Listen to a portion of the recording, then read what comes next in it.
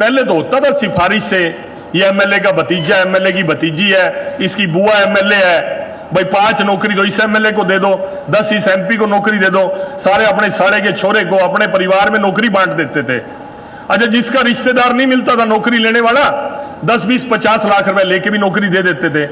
ये हरियाणा में बदलाव कब से हुआ? इन बच्चों के माता पिता बैठे हैं, वो तो देखो जी, किसी को अच्छा बुरा बना दो। हमारा हरियाणा में थोड़ा सा चलन भी चलता है, ये फलाने का है, यूं फलाने का है, कास्ट वाइज हम थोड़ा बहुत हंसी मजाक में भी कर लेते हैं, वैसे भी टैग कर लेते हैं। लेकिन नियत के मामले में देखा जाए तो मैं किसी पहले वाले को बुरा नहीं बोलता, लेकिन जिसने अपनी साफ नियत दिखाई, वो नियत दिखाई मनोहर लाल जी ने। ये मनोहर लाल जी ने कहा, भाई इस नौकरी, ताली ताली तब बजाइए जब आपको बात समझ में आ जाए। उसने कहा खाली अमीर का बच्चा और पॉलिटिशियन के बच्चे को नौकरी का हक नहीं है, उस गरीब के बच्चे को भी नौकरी का हक है, जिसके मां बाप अपना पेट काट के अपने बच्चे को पढ़ाते हैं, काबिल होने के बावजूद भी बिना सिफारिश और बिना पैसे कारण उसकी नौकरी पहले नहीं लगती थी। मनोहर लाल जी क्या है? मनोहर लाल जी ने बुराई ली।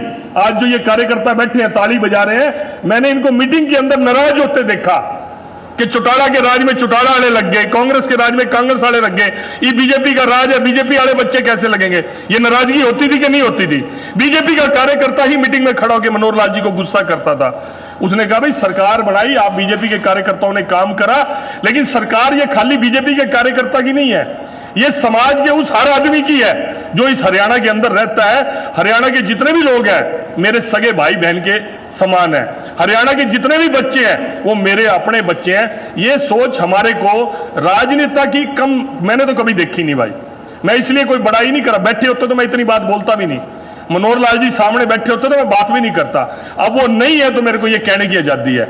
देखो, राजनेता सब एक से एक बढ़ के हुए हैं, अच्छे नेता हुए हैं।